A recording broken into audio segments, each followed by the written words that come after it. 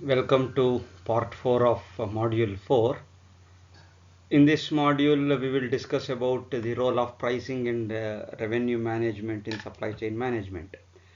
Till now, we have discussed various aspects related to network design, network optimization, design optimization, operations optimization, decision taking under uncertainties using decision trees. We discussed various models in network design like cost minimization model, profit maximization model, various aspects of decision trees, when discounted cash flow was considered, when without discounted cash flow.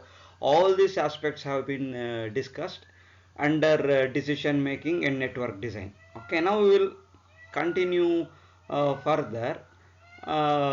In this particular part, we will discuss about the role of pricing and revenue management. What is pricing? What is revenue management? How do we fix the pricing of a particular commodity or particular service? How do we manage the revenue? Whether how to maximize the revenue? These are all the various aspects that we will discuss in this part. This PPT has been prepared by referring various sources from the internet, that includes notes, PPTs, figures, diagrams, and I thank them all for helping me out, and this video is exclusively used for the purpose of education only.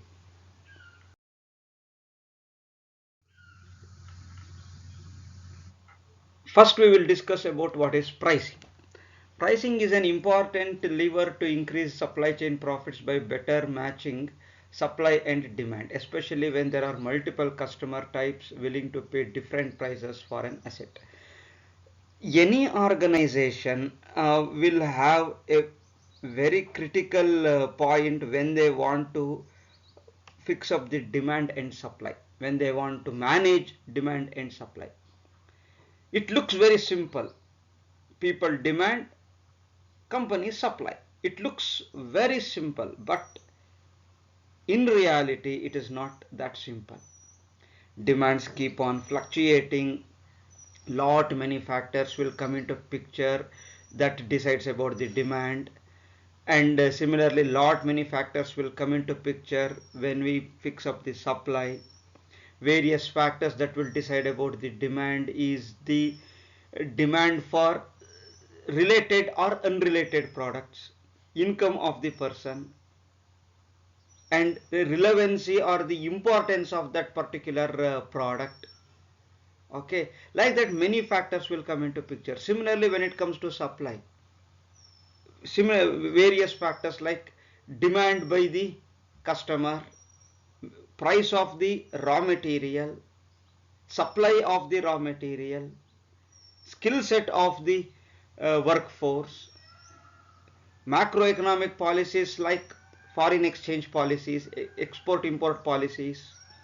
It's a global scenario, and demand and supply should also be thought from a global perspective. It should be seen from a global perspective, not from a local perspective. So looking into all these things, pricing plays a very important role uh, while discussing about the success of a supply chain. Anything we do, it's for the profit. The business is done for the profit. So supply chain should add to the profit, right? So while adding profit in the business, supply chain plays a very critical role, and pricing within the supply chain will decide whether supply chain can take the business to a higher height or better height or not. Okay, so the complexity will increase when multiple customers come into picture, And customers are not uniform, they are unique by nature. Individually they are unique.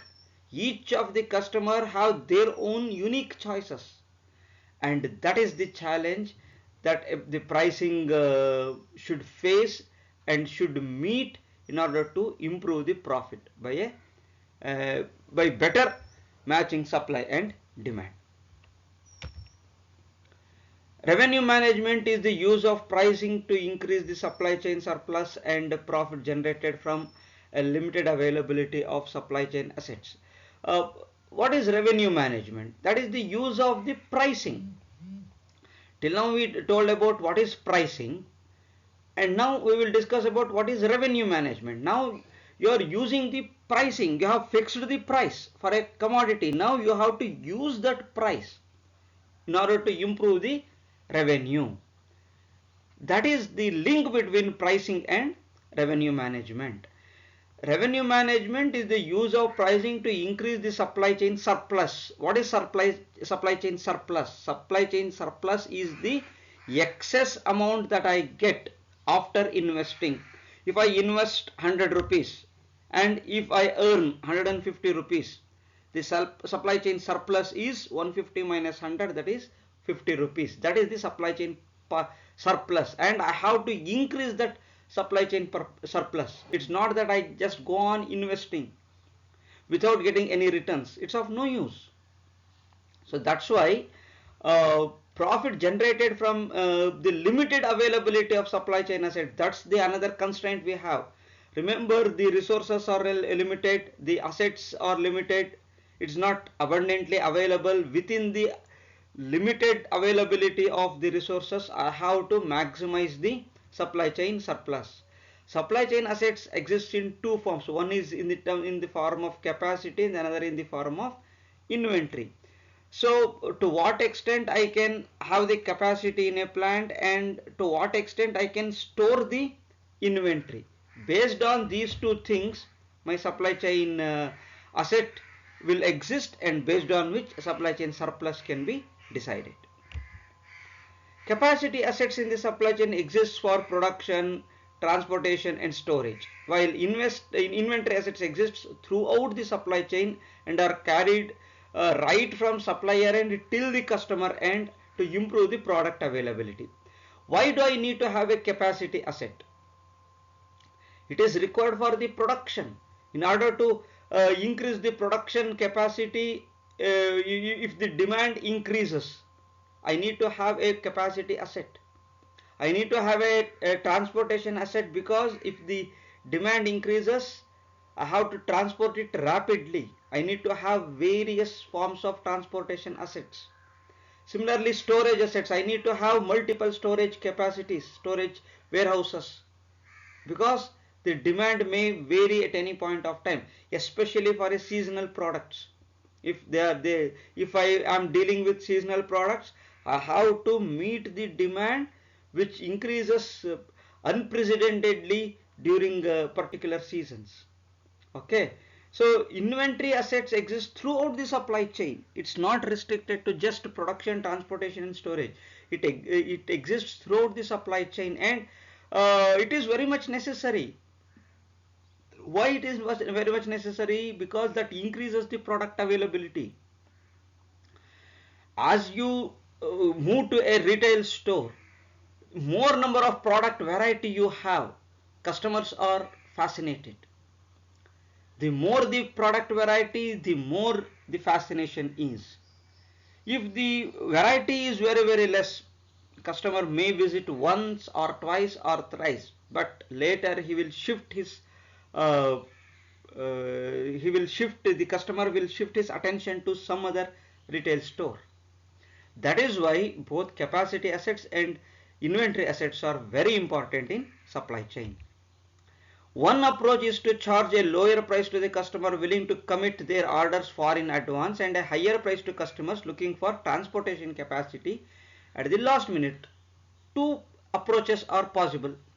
See, one is I charge a lower price to customer willing to commit their order far in advance. See, I book a ticket air ticket well in advance, or I book a cinema ticket well in advance, or I book an education seat well in advance, so you pay lesser. Early bird offer, that is the new word used normally, early bird offer.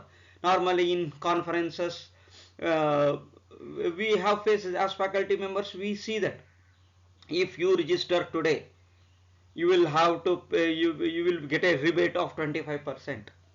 That is the thing. So that is the charging lower price, and higher price to customers looking for transportation capacity at the last minute. See, for example, again air prices. If you want it, if you want to book a ticket at the nth moment, you will be charged higher, especially during festival seasons. If the seats are not booked and all of a sudden people rush for to get the seat, the transportation companies raise the price unprecedentedly. Many a times we have seen traveling from Bangalore to Mangalore normally cost 800 rupees, but during festival season it goes up to 2500, three times more than the normal price. That's also happens, and people will be willing because they don't have any other choice, so charge higher price to them. That is another approach. One more approach is to charge lower price to customers with long term contracts and higher price to customers looking for to purchase capacity at the last minute. Suppose if the customer is having a long term contract, again this can happen in while booking cinema tickets, while purchasing air tickets, and normally what we have seen, if you are a regular customer, if you are a regular movie visitor, then you will be charged a little bit lesser. And if you are regular user of a particular network, the network company will offer you at a lower price. That happens with DTH also. DTH, when you are recharging the DTH, they may offer you a lower price because you have a long term contract. If you want to charge it for 2 years, then per month billing will be reduced. They are the offers. Or else if you want to charge higher to such customers who do not have such commitments with the service provider. That's also quite possible. Hotels do that. Lodges, if you want to book a room and if you are a regular visitor to that particular hotel, and if you are a regular occupant to that, you will be offered a lower price. The third approach is to charge a higher price during the periods of high demand and lower prices during the periods of low demand. That's what I was just talking about, the festival season approach. When during festival season, when the demand increases, see, for example, I can quote Dasara time. During Dasara time, the Mysore restaurants hike the room rent 2 times, 3 times, and people go there because Dasara comes once in a year, and the beauty of Mysore becomes multiple folded, multiple times it increases during Dasara times, and it's a must see city according to uh, World Heritage. It's a must see city according to United Nations. So that, in order to add beauty to that, Dasara time is the best thing. So obviously these hotel owners will increase the room rent by 2 times, 3 times, and during other times you can get that at any cost. Okay, so that is the third approach. So you can have multiple approaches. So whether the depending on the customers, going for the commitment, looking at the commitment of the customers, looking at the demand of the customers, looking at the season, I can vary the price. For example, all these revenue management strategies use differential pricing as critical lever to maximize the earnings. Revenue management may also be defined as the use of differential pricing based on customer segment, time of use, product or capacity availability to increase the supply chain surplus. That's what I'm telling. Revenue management uses this differential pricing. Why do I do the business? I do the business in order to maximize the profit. When I'm trying to maximize the profit, I may have to follow any of these approaches. I have three approaches depending on various factors. See, these are the various factors, whether it could be based on the customer segment, whether he is a regular customer or a one-time customer, or it could be time of use, that is the season, based on the season. If it is a festival season, increase the price of the transportation facility, increase the price of the room rent. Product or capacity availability, if there are very few seats available and people want it at any cost, increase the price. They don't have any other choice. So when we go to a tourist place and when we are searching and we say that we want 10 rooms and he says I have only very limited seats and the cost is, he will immediately increase the price of the room, because he will have the first hand information that no other hotels or very few other hotels have a better capacity. Then he will increase the price and the tourist will not have any other choice but to occupy. Okay, so these are some of the ways in which you can maximize the profit.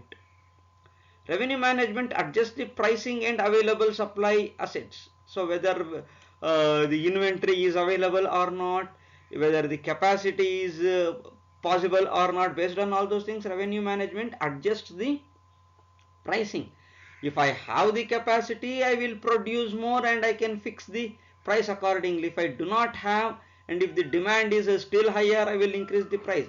Supply and demand, they are relative to each other. As the demand increases, price increases. But if the price starts increasing, what will happen? Demand will decrease. And on the other hand, if the price increases, supply will increase. If the price increases, demand will decrease. But if the price increases, supply will increase. But after some time, what will happen? If the price keeps on increasing, demand will decrease. As a result, what will happen? Supply will also decrease.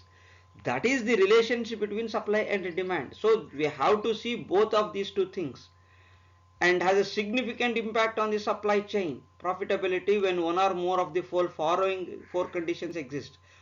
Which is the first condition? The value of the product varies in different market segments. That's true. Value of the product varies in different market segments. For example, a hairpin. Hairpin costs some rupees in a rural sector, and it costs something in an urban sector, and it costs something in a tourist place. The same hair clip will be having three different prices depending on the market segment. Similarly, the availability of the products which are unique to that particular region, that will also vary in the value. Okay. Next condition is that product is highly perishable or product wastage occurs, especially these fruits and vegetables. In the morning, what will happen? In the fair, if you go to any of the vegetable market, the price of the commodities, vegetables and fruits will be higher. By evening, they want to just sell it off. Obviously, the price will come down. But what they will do, they will reduce the price, as and when the customers start rushing in, they will immediately increase the price. They won't reduce because they do not want to lose. So that depends on the whether the product is perishable or not. Demand has seasonal and other peaks. That is another condition for me to fix the price and maximize the revenue. For example, see sweaters, woolen products. They are of highest demand during winter season. Who will ask about the woolen products, sweaters, mufflers and shawls during summer season? Nobody. And that peak time of winter, say December and January, the highest demand is there. Over. And whatever the price you quote at that point of time, people will be ready to pay because they need that product at that point of time. And if you want to push the product during summer season, make it lower. As a smart customer, what people will do, they will purchase the product during summer and keep it ready for the winter. Similarly, umbrella, that is necessary only during rainy season, very few regions where they need it during summer also. But winter, who needs that? Normally nobody. So that is why demand, based on the demand during the seasonal and other peaks, I have to decide about the pricing. The product is sold both in bulk and uh, on the spot market. That means it will have both the retail market as well as the wholesale market, like FMCG. FMCG product has both, it can be sold in bulk as well as on the spot market. Even the vegetables, that can also be sold in bulk. If we go to wholesale markets like APMC, I can purchase that in bulk, 10 kgs, 20 kgs, 50 kgs. And when I come to spot market, I can sell it at lower quantity, like 250 grams, 500 grams, 1 kgs, like that. Okay, these are the four conditions based on which revenue management will be adjusting the price. So airline seat is one good example of a product whose value varies by market segment. A business traveler is willing to pay higher fare for a flight that matches his or her schedule. In contrast, a leisure traveler will often alter his or her schedule to get a lower fare. See, normally business people, for them time is money.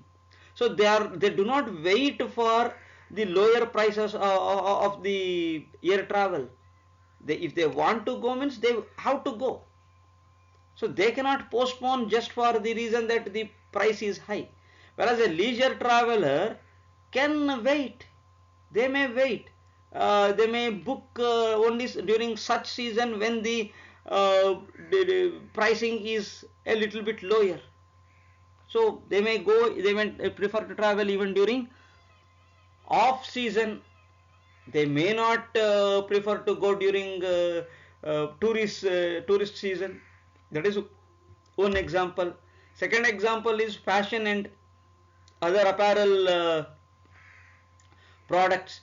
And see, they are also perishable. Perishable in the sense, it's not that they uh, become useless. Become useless in the sense, the fashion becomes useless. The type of the clothes that I wear today may become an unfashionable cloth after 1 year, and people hesitate to wear such products or such cloths. See, for example, if you go back by 30-40 years, bell bottom pant was a fashion, to have a very broad end, broad end, and that's what we used to call it as bell bottom pant with the shape of a bell. Who will wear that now? And if somebody wears, oh, he's from 1970s or 1980s, look at him, people will start mocking at him. So even in that way it is perishable. It's not that they will rot and they will lose their value. They will lose their value because fashion becomes obsolete.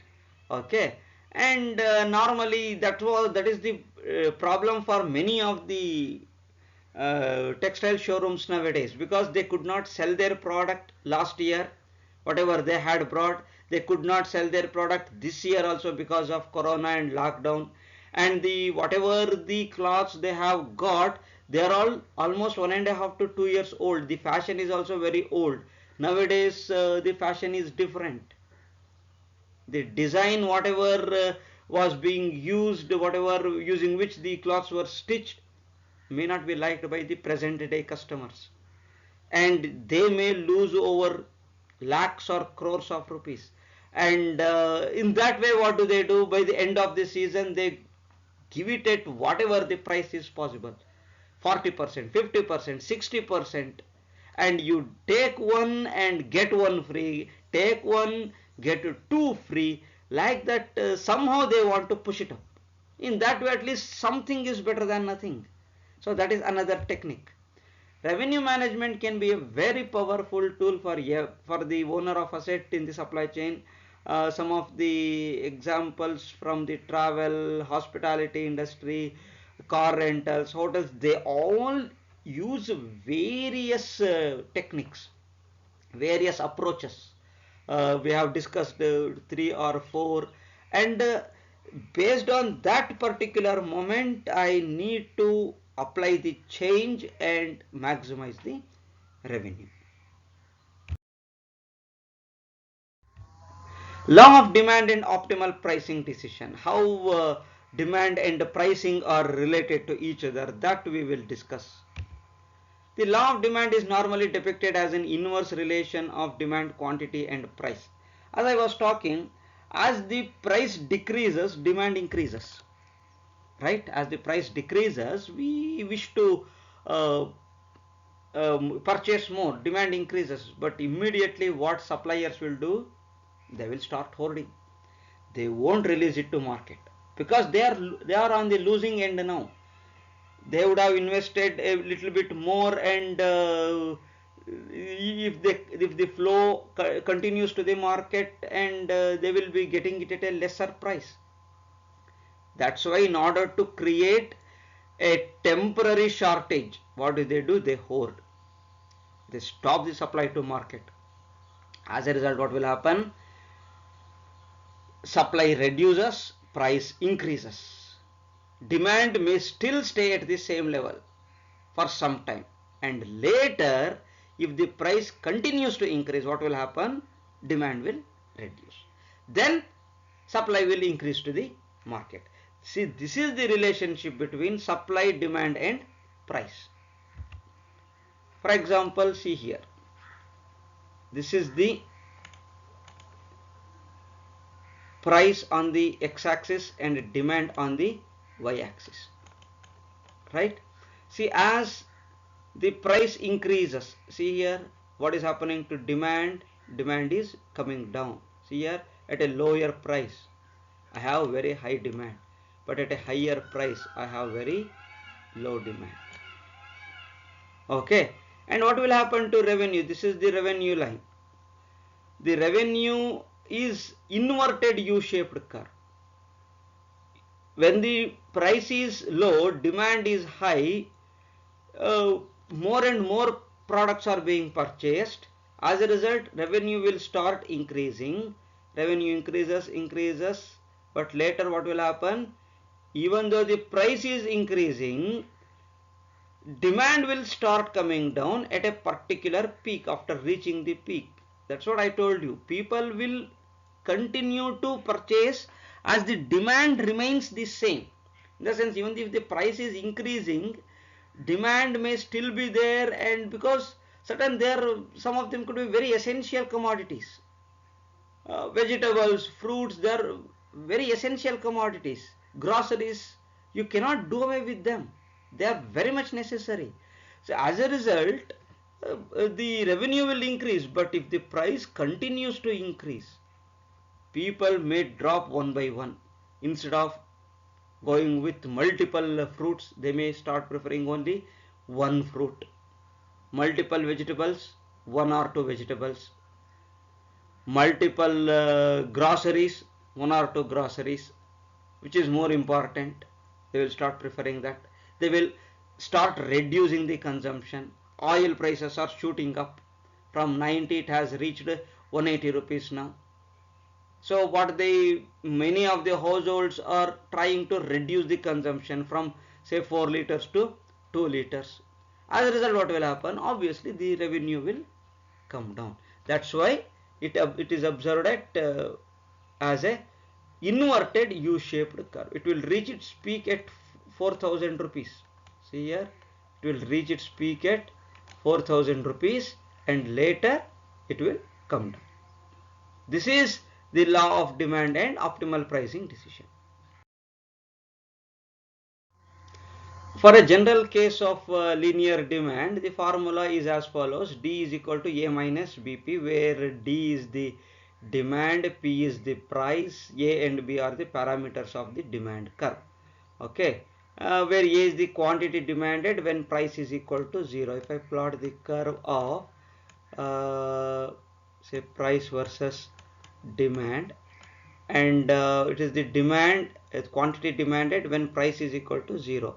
when price is equal to 0, if this is the curve, when price is equal to 0, what is the demand? Okay, so this is the value of A.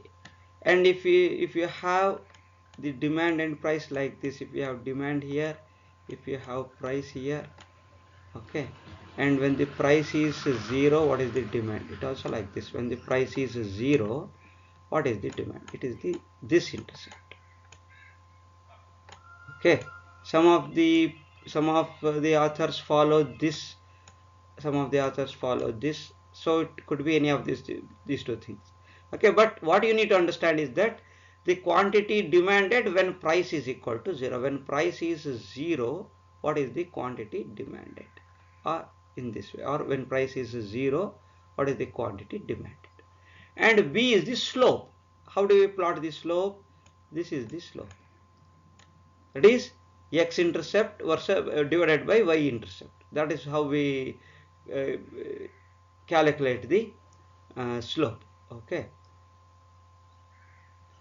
We get how it shows how steep the demand curve will be. One can very easily show that the price is denoted as P is equal to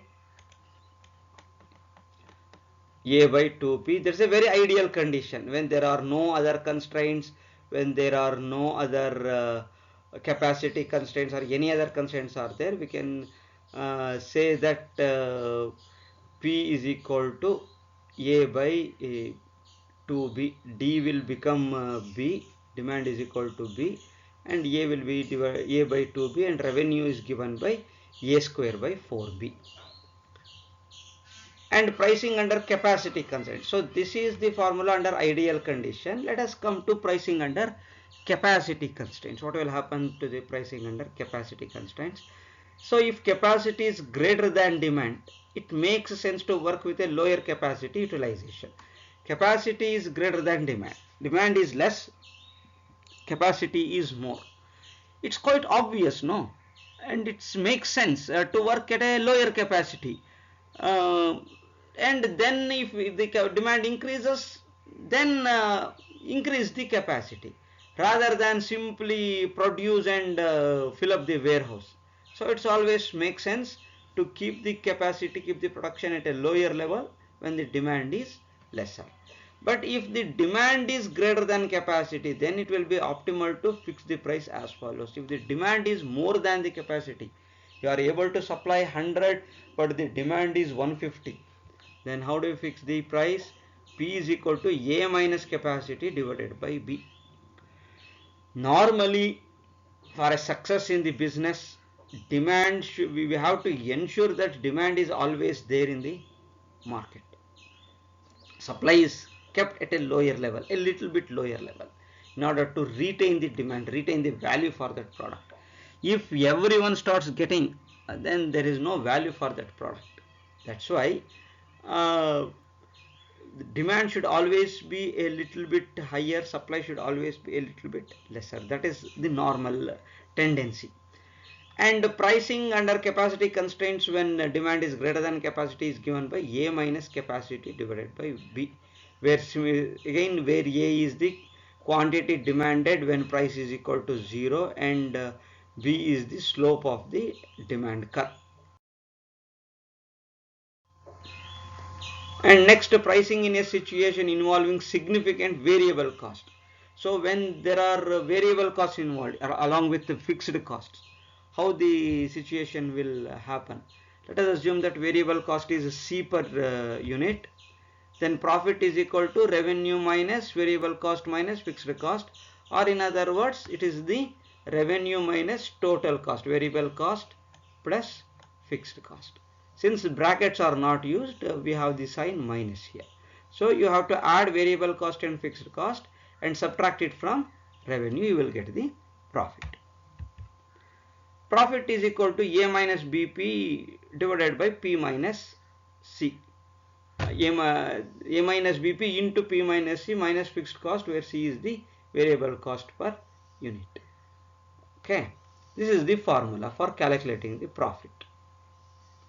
So optimal profits will be when P is equal to A by BC, A plus BC divided by 2B. So optimal profits will be given when pricing is equal to this under constraints, or when you have the variable cost into consideration.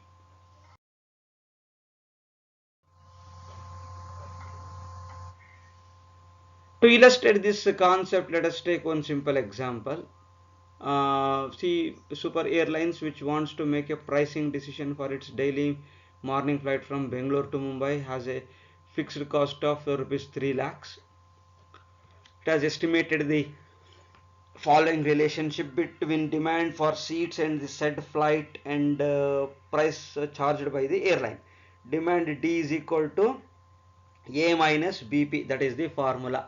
Using that formula, A minus BP, they have already fixed that curve. Based on the experience, they have drawn this curve A minus BP, where A is the quantity when price is equal to 0, 20 is the slope of the demand curve, and the price. The above equation is valid only in the range of 0 to 8000, as at 8000 demand will become 0. Okay.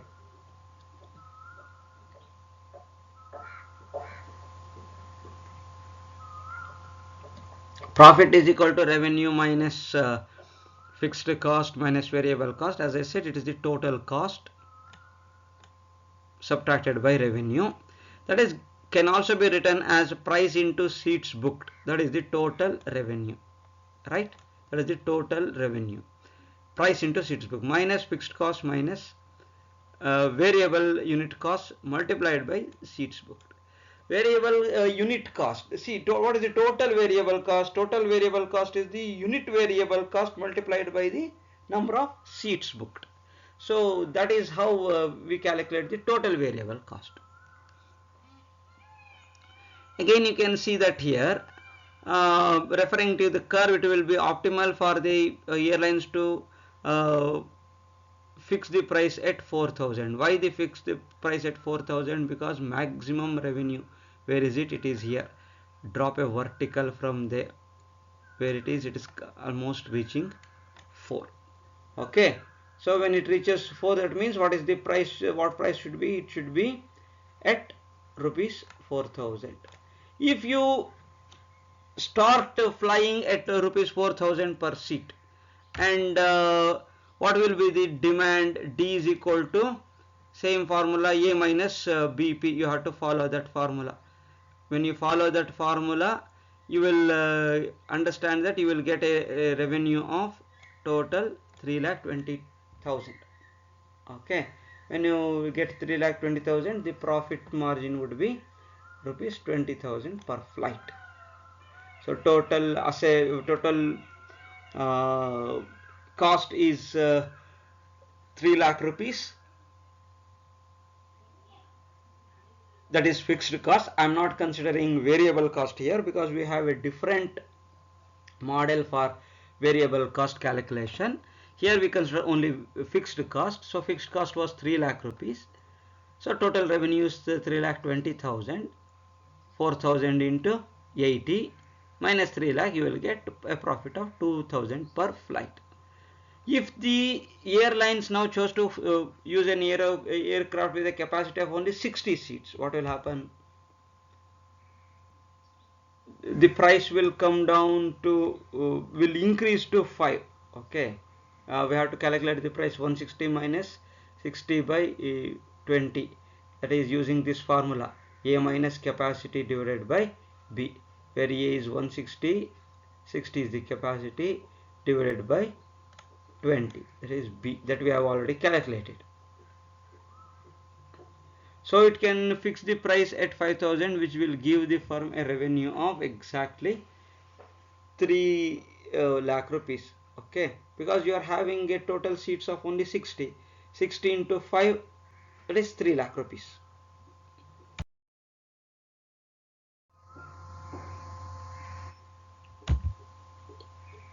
Let us take the case when variable cost is introduced. Okay, variable cost per seat for Super Airlines is rupees say 1000 per seat. that is given by P is equal to A plus BC divided by 2B.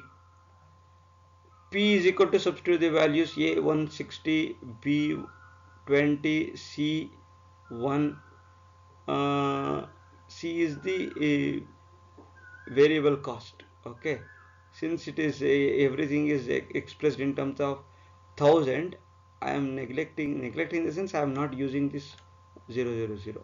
1 is written as just 1 divided by 2B, 2 into 20, that it comes out to be 4.5. Demand is equal to 70 and revenue is equal to 315. Profit is equal to, here I have to consider both fixed cost as well as variable cost. What is variable cost? Variable cost is rupees 1000 per seat. What is the demand? Demand is equal to 70 seats. Substitute these values. Profit is equal to 315, that is the total income revenue, minus 3 lakh is the fixed cost, 70 is the variable cost. So you will incur a loss of 55,000. You need to be very careful. If the variable cost of 1000 per seat, the transportation will be 4500 and will result in the loss. Now how to overcome this? Revenue management for multiple customer segments. In most of the situation, what happens, multiple customer segments could be there. That means some of them regular visitors, some of them leisure visitors, like that. Okay, let us discuss that situation now. In case of airlines and hotel industry, these are very quite common. Business travelers, leisure travelers, business class, economy class, this is a very quite common, okay, in almost hotels and almost every hotel and airlines industry.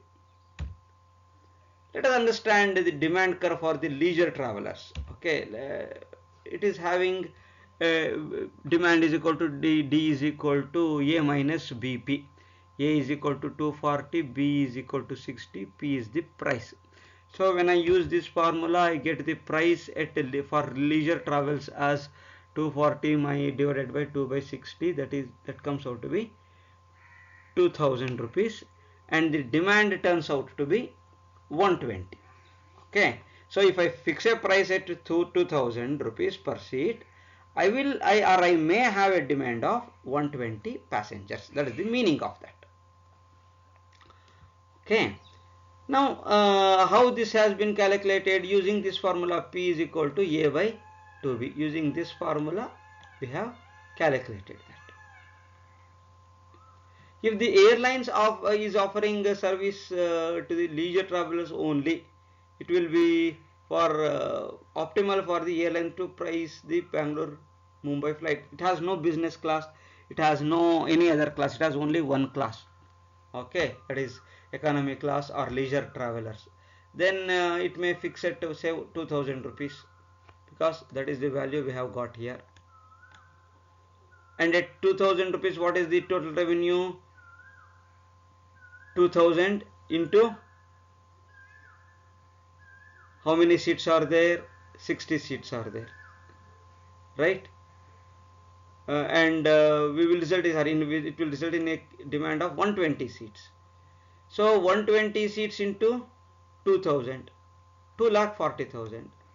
And what is that is the total revenue. What is the total cost? 3 lakh towards the fixed cost. So what is the loss incurred? Loss incurred is 60,000 rupees. So this is another case study wherein revenue management for multiple customer segments can be decided. So you have more than one type of customer. So how to take care of them, that we will see next. Now let us see if the airlines estimates the total demand curve for both types of travelers, business as well as leisure travelers. How does it look? Look at the curve. Okay, and what are the equations related to them? Let us see that. Demand is equal to 160 minus 20p if price is greater than 4, that is for business travelers. Where is that? If it is greater than 4, 160, this is the curve. Okay, this is the curve. If I extend this, it will reach 160 here. If I extend it back, it will reach 0 at 8, like that. Okay, based on that they have developed the curve. This is the curve for business travelers. Okay, this is business travelers curve. And where is leisure travelers? 240 minus 160p. This is the, if I extend this, it reaches there by 240. So this is the leisure travelers curve.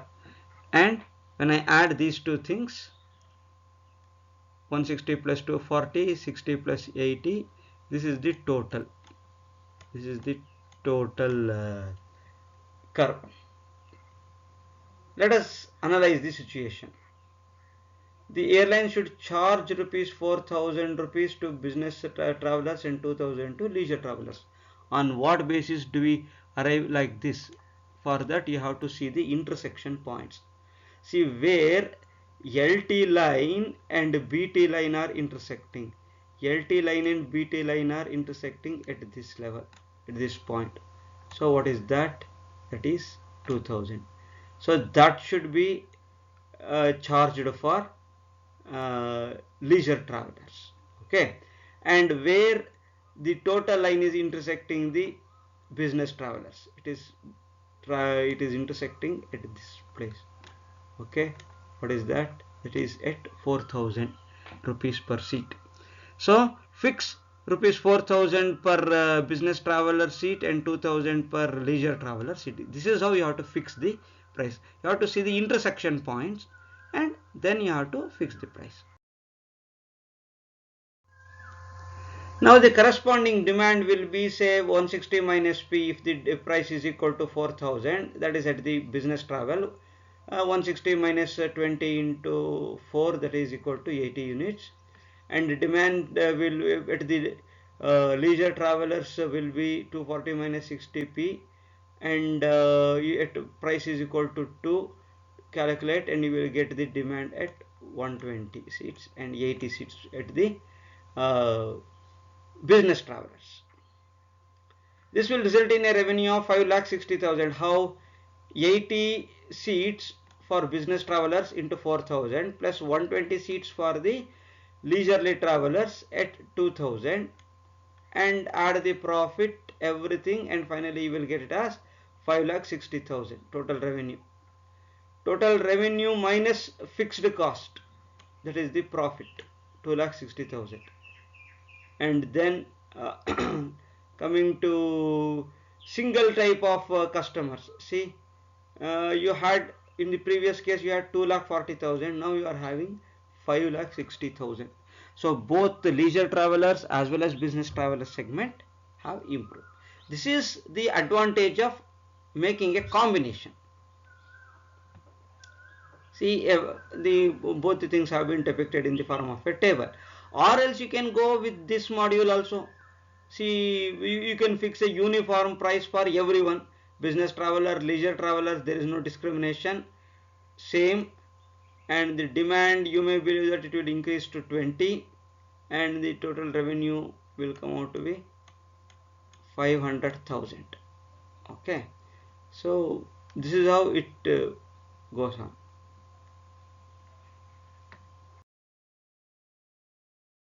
Okay, this is the next case. According to this case, it is the pricing under capacity constraint for multiple segment. In the previous case, we discussed pricing for multiple segments. There was no capacity constraint. That means you can have any capacity for any class, whether leisurely class or business class. It can be 200 for the entire leisurely class, or 200 for the entire business class, or 120 80, or 90 110, or 100. It could be anything. Now we will introduce a capacity constraint parameter into that. If the capacity constraint is there, business class cannot have more than this, leisurely class cannot have more than this, or minimum number of seats should be reserved for this class. Such things many a times it happens. See, for example, this vaccination case, no. They have fixed 25% quota for private hospitals. They cannot exceed that. So private hospitals cannot, even if they procure more, and if at any point of time if they come to know that they have exceeded 25%, they are in soup. That's why while fixing up the quota, the private hospitals cannot exceed 25%. That is the capacity constraint. And even in traveling also, many a times few seats will be reserved for ladies, especially in city buses. Around one third of the seats will be reserved for ladies. Even if gents are there, they cannot go and sit because it is reserved for them. Capacity constraint is there. Because even if you have more in number, because even though the seats are vacant, because of the constraints, you cannot occupy the seats. So such constraints will peep in. Okay, some of these seats have to be reserved for this particular category. So then it's very difficult for while fixing the price and taking the revenue management ahead. Let us see that situation now. What happens? The airlines may have a limited capacity, and under such situation, based on price demand equation, all the relevant customer segments, the firm will have to alter its prices. So based on the customer segments and based on their choices, and they need to look from a future perspective also. Today I might have a better policy for business travelers, or I may have a better policy for leisurely travelers, but can the same policy be followed even in future also? That's what I have to think. Okay, many a times people will treat various people in a different way. Let me tell you one simple example. When Ford was at its peak and Tata was suffering, Tata wanted to sell its unit to Ford. Tata Indica was not at all moving, it was not going on a very high note, and Tata people wanted to just sell it off to Ford because Ford was at its peak at that point of time. And Ford said, no, I'm not taking that. Okay, and finally Tata Indica clicked. They changed the model, they changed the design, and Tata Indica clicked, and Tata established as a very good automobile sector. Its Nexon is the one of the top selling models nowadays. Okay, and later what happened? Ford ran into trouble. Ford ran into trouble and it wanted to sell off JLR, its unit JLR, that is Jaguar Land Rover unit in UK. And now who sent the highest bidding for that? Tata sent the highest bidding for that. Tata purchased JLR. Now JLR is an asset of Tata, not Ford. This is what happens. Okay, and based on the various situations, based on the various constraints, various multiple segments, I will have to alter my prices. Okay, so after Tata took over JLR, it altered its prices, right? So such constraints will peep in, such constraints will peep in, such situations will peep in which are beyond our expectations. The firm will have to fix price what will automatically allocate the capacity to multiple segments. You cannot have price to individual customers. That's highly impossible. Better fix segments. For this segment, this price. For this segment, this price. Automobile is the best example. They have multiple segments. Low, middle, high, very high, like that. See, one segment at wherein the car price is being kept at say for 3.5 to say 5 to 6 lakhs.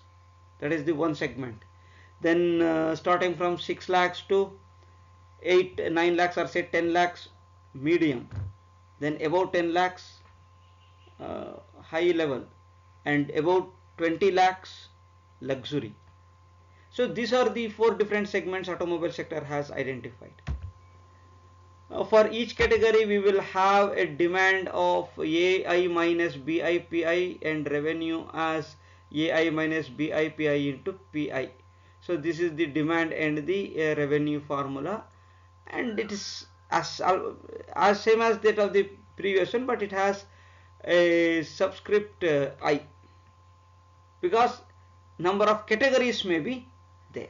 A1 indicates first category, A2 indicates second category, like that. So the firm will also will need to solve the heuristic problem, iterative problem, maximize sigma AI minus BIPI into PI subject to these constraints. AI minus BIPI should be less than or equal to capacity. So whatever you are demanding should be less than or equal to capacity. You cannot demand more than the capacity. That's quite common sense.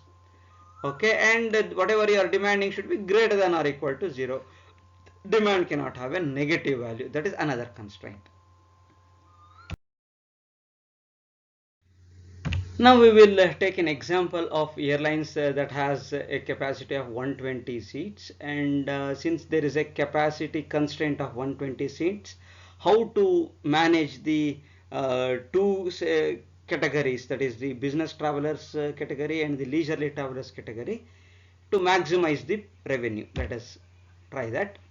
And the objective function is to maximize the revenue using this formula, subject to the constraints that capacity should be a maximum at 120, or the demand should be less than or equal to the capacity, and this is demand must be more than 0. You cannot have a negative demand.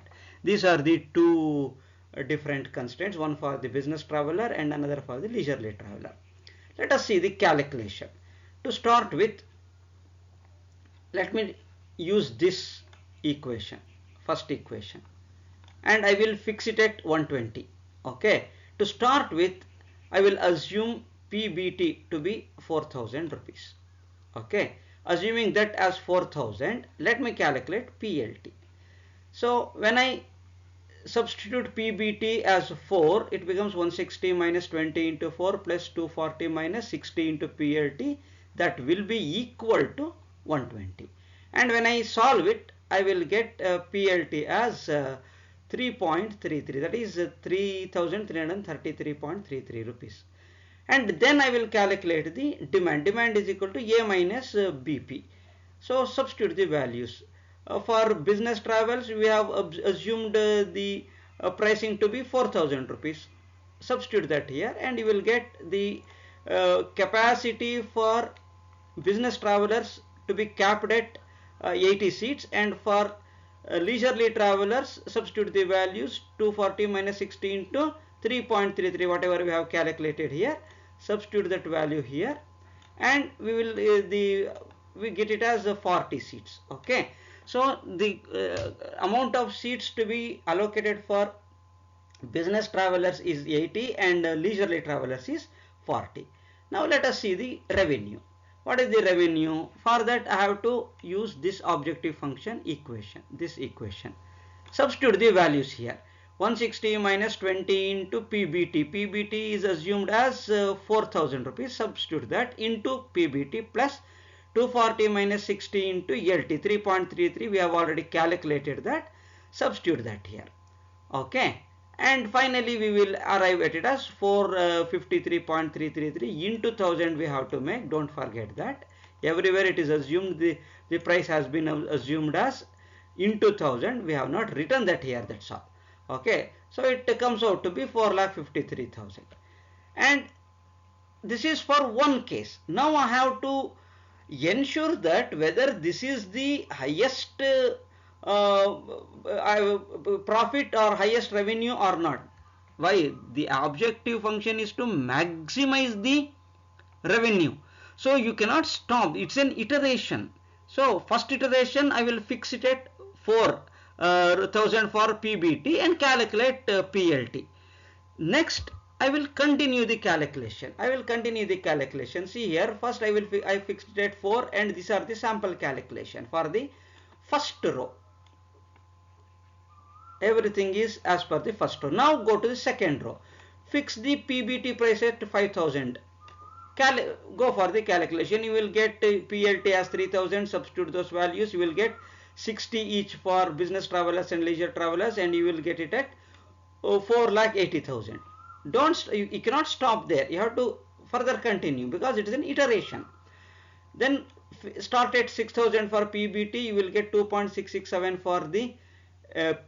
for the leisurely travelers, and you will cap it at demand for business travelers at 40 and leisurely travelers at 80, and you will get the total revenue at 4,53,000.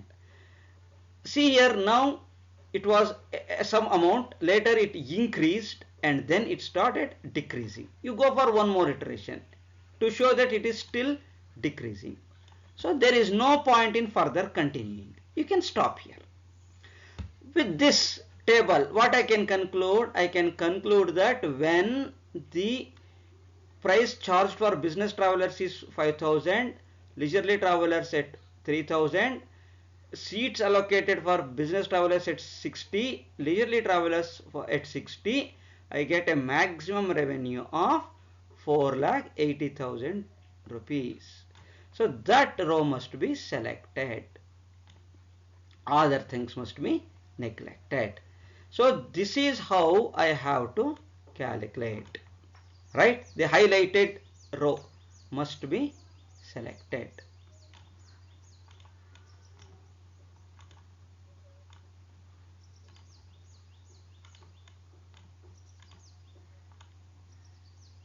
The second row, here second row must be selected. So this is your conclusion, and don't forget to write this conclusion. It is very, very important. After solving, you have to write the conclusion without forgetting. Okay. So this with this we have discussed many of the models related to pricing and revenue management. Thank you.